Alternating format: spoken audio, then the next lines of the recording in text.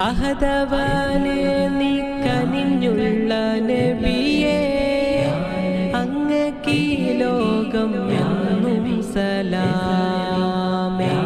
അഹദവാനെ നീ കനിഞ്ഞുള്ള നബിയേ, അങ്ങേക്കീ ലോകം എന്നും സലാമേ.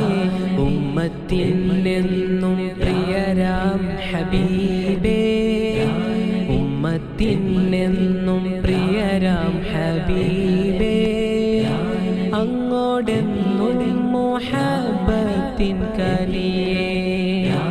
മധുരവാക്കെന്നും ചൊല്ലാനും പ്രിയമാ എന്റെ പ്രിയരാം ഹബീബിന്റെ വചനം.